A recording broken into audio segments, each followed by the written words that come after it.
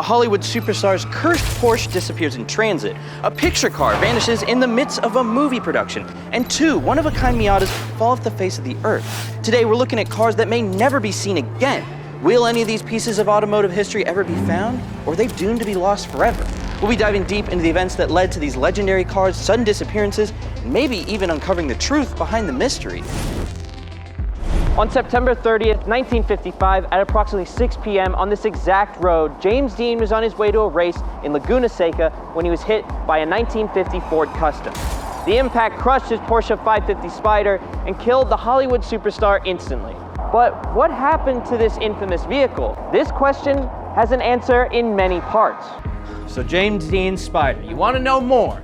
Well, almost immediately after the crash, the Spyder was purchased by a local 550 racer, Dr. William F. Estrix. All right? This begins a domino effect of strange events around this car and its parts that have led many to believe the car is cursed. Dr. Estrix repurposed the engine from Dean's Porsche into his Lotus 9, which he subsequently crashed in a race at the second Pomona race in 1956. The crash left him without injury, but his friend and fellow racer, Troy McHenry, did not fare as well.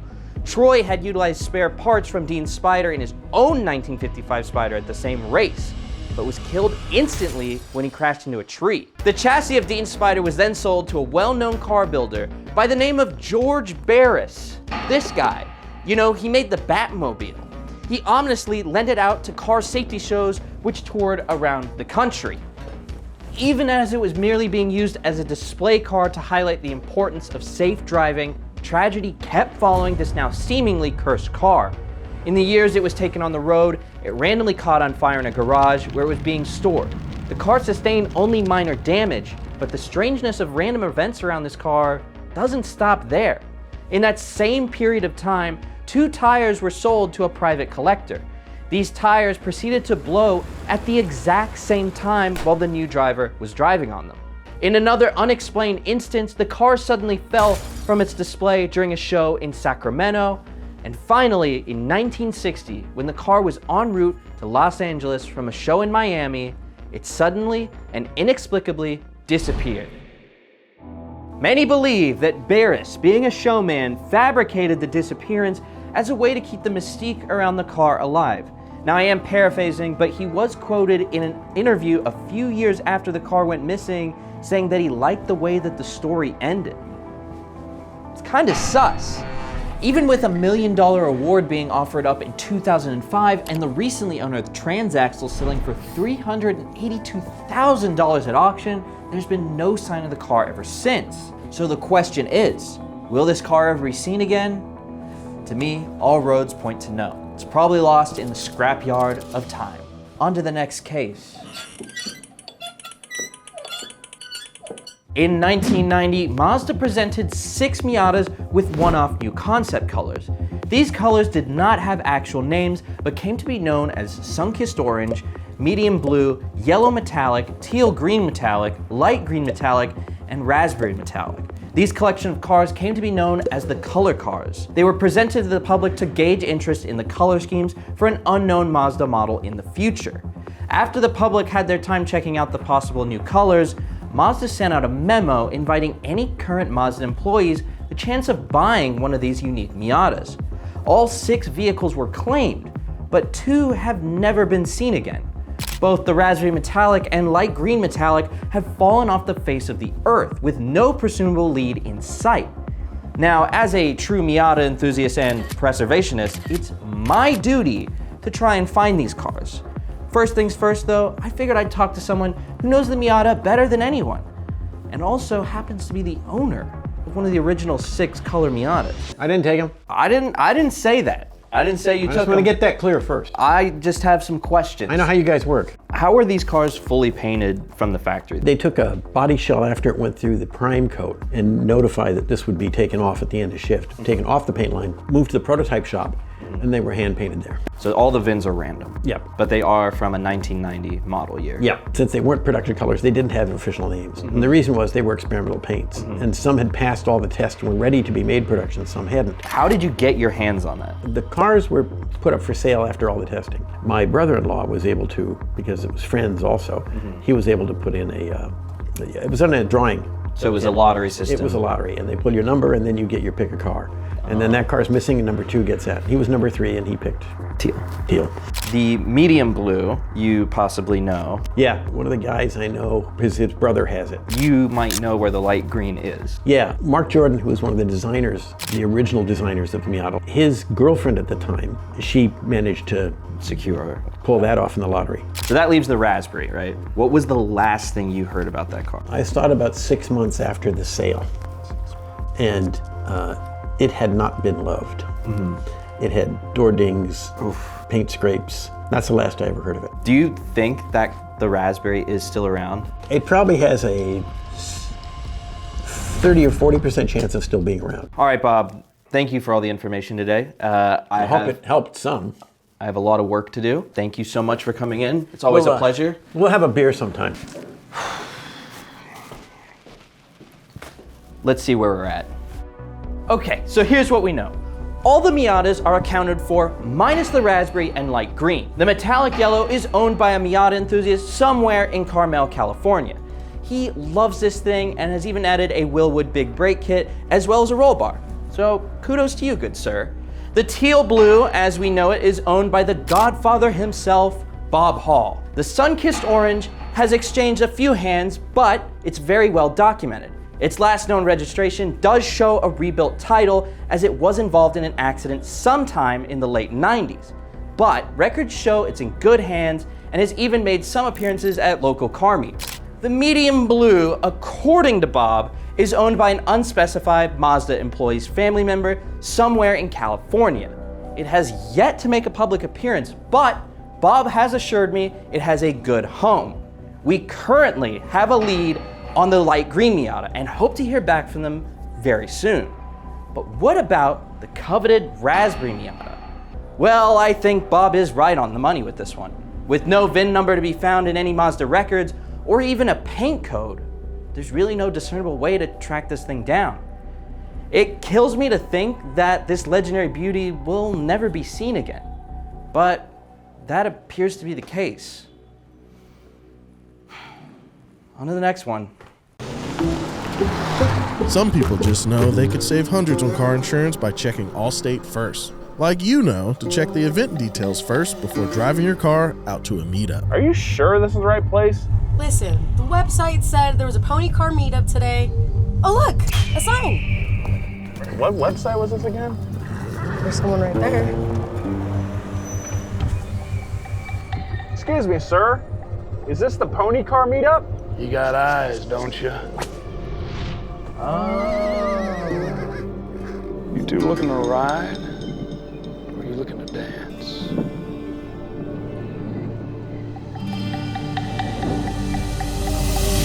Rolling it up. We're going. We're gonna let's get go. out of here. Okay. Yeah, get out of here now, please. We're going.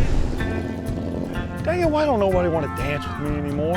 Yeah, checking first is smart. So check Allstate first for a quote that could save you hundreds. You're in good hands with Allstate. Click the link below to learn more. Justin Pawlak is an absolute Formula D legend and one of the OG guys who pioneered drifting here in the United States in the mid-2000s. Most people are used to seeing him sliding around corners in his Falcon livery Ford Mustang. But in his humble beginnings, you'd see him in his now infamous FC Mazda RX-7. This thing was insane, dude. Being that it was actually a street car he was also using to race. He had this thing looking nuts. It still retained the classic turbocharged rotary engine, but he had fitted a super sick BN sports kit to the car and had a plethora of cool drift spare wheels. I'm talking about SSR Type Fs, TE37s, and some sick SSR Formula Mesh wheels. This thing looks so good. The man has taste, all right? Unfortunately though, on January 19th, 2011, tragedy struck. Justin was in the midst of working on his first feature film. We're talking about the cult classic 200 miles per hour. Justin's RX-7 was one of the hero vehicles on this soon-to-be slandered by critics Fast and Furious knockoff. He also was a key stunt driver for any of the scenes featuring his car. But sadly, in the middle of the production on the evening of January 19th, the trailer containing his car, as well as attached to his truck, was stolen from in front of his friend's house in Eagle Rock, California. The RX-7 was never recovered, but there have been many theories and murmurs around this vehicle's sudden disappearance. Was it a setup? Did the thief know what was in the otherwise unassuming trailer? To get some clarity on this story, we spoke to the man himself. How did you originally get approached about being in the movie 200 miles per hour? Like what was the approach for that? I think I had done some stunt driving with one of the stunt directors for that movie in another show. They knew I had a shop and they kind of knew like the cars I had access to and whatever. And your shop is actually used in 200 miles per hour as well then? Yeah, that was my shop in Gardena. But yeah, the car got stolen like halfway through the filming. So we ended up borrowing this green S14.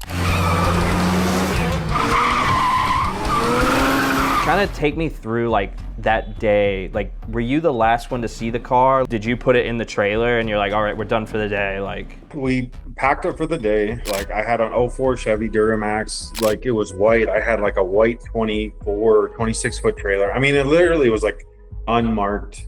Nothing that said like race car was in there. So this guy by the name, he lived like fairly close to where we were filming. I was like, yeah, we'll just leave the truck and trailer at your house. He lived in Eagle Rock, and it parked it on the street in front of his house. And then I ended up taking a buddy's 370Z home. And yeah, dude, I get a phone call at like, I don't know, it was like 2 or 3 o'clock in the morning. And he's like, hey dude, like your truck and trailer's gone. And I'm like, what? He's like, yeah, dude, like there's like glass on the ground and like everything's gone. And I'm like, you gotta be kidding me. And I'm thinking like, why are you up at like 3 a.m.? Yeah. So I don't know. I mean, he gave me his story and it's hard for me to like believe his story. I filed this like big report with the police, pictures of like everything, like all the modifications. Were they like confident that they could find it, or were they just like, no? Like, they're like, we need serial numbers. And I'm like, I don't write down serial numbers on stuff, or like stuff doesn't even have, it's all like custom, you know? Fast forward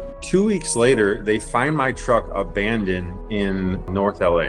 I was like, yeah, just take it to impound and fingerprint everything. They fingerprint it and literally come up with nothing. Whoa. Not a single fingerprint. It was probably like 2 years later. I get a phone call from a buddy and he's like, hey dude, I think I have your hood. And I'm like, what? He posted up some coilovers and this dude offered him to like trade him a hood. It was just like a primered black hood. He brought it home. Somehow it like got knocked over and it chipped the paint and it was like a rainbow of colors. So he called me immediately. He's like, dude, I think I have your hood. And he sent me a picture and it was literally like every paint scheme that I had. Oh my gosh. I was like, you found my hood. Like maybe there's a chance. I called the detective that was currently on my case and I told him, and he's like, well, do you have a serial number? And I'm like, no, dude. But I literally like, I showed him the picture, every color of my car.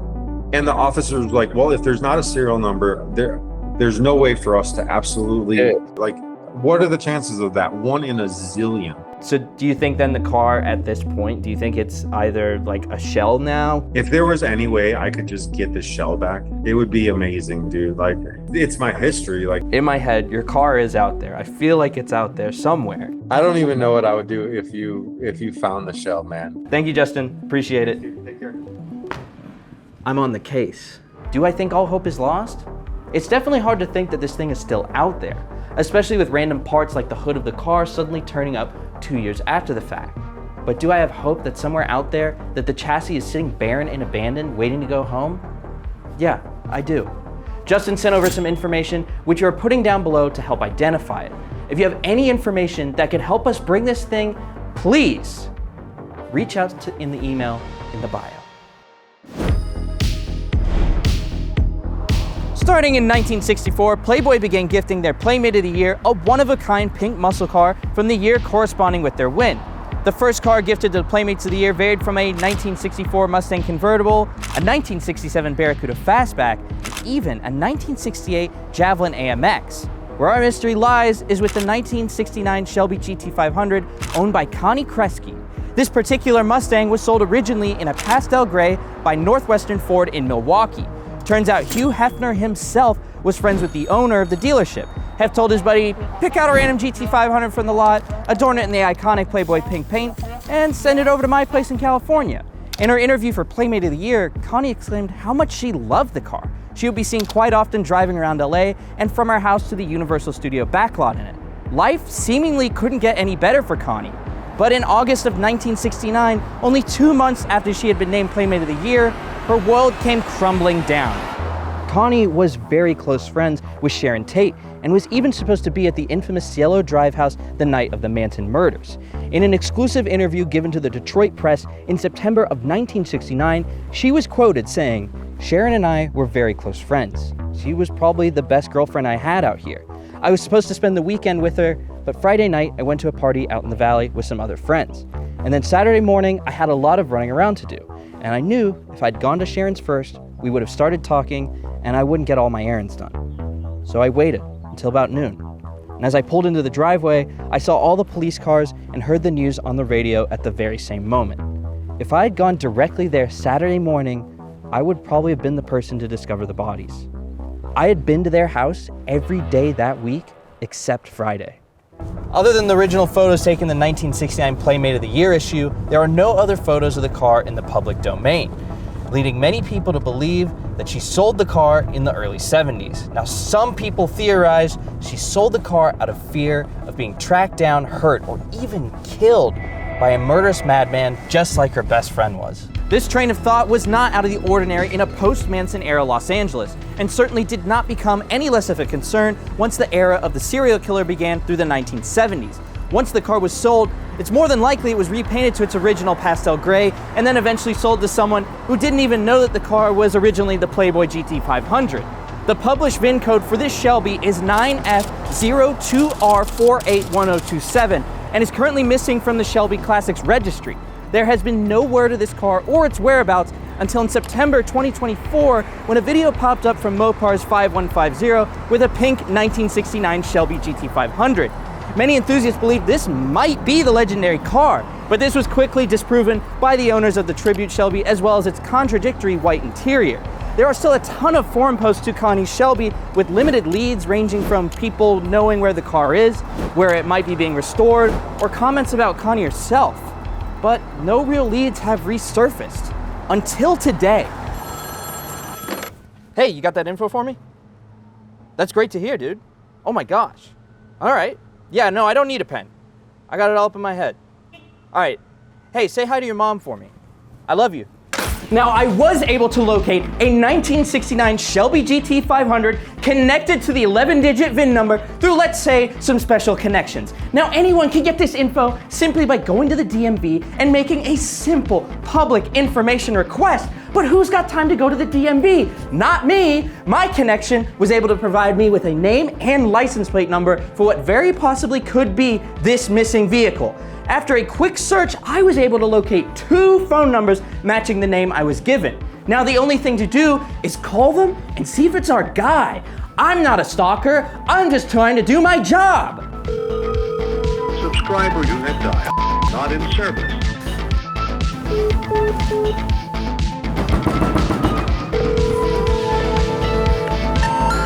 We're sorry, you have reached a number that is no longer in service. Your call has been forwarded to voicemail. At the tone, please record your message. When you have finished. Hi there, my name is James Hilton. Woo! I'm going crazy with Shelby fever right now.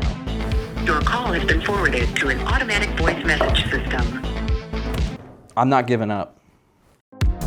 All I wanted was to speak to someone about this car. I left countless voicemails and called every number I could find with even a remote connection to the name we'd found. Why wasn't anyone calling me back? Did I need to be more patient? Or was I just chasing a ghost? Being so close to actually finding one of these infamous missing cars was torturing me. I was losing sleep.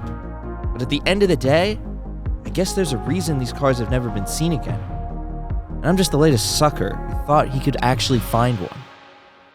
So we didn't find Connie Kreski's GT500, but I think I can sleep well at night knowing that it's probably sitting in someone's garage and it's not rotting away in a scrapyard in the middle of nowhere. But there's still a lot of cars on this list that are unaccounted for. So we need your guys' help to track them down and find them. So we're gonna leave an email in the bio down below, and if you guys can come forward with any information that is verifiable and can lead us to actually finding these cars, there is a financial reward. Thank you guys so much for watching everything here on Donut. Remember to like, comment, subscribe. See you guys in the next one.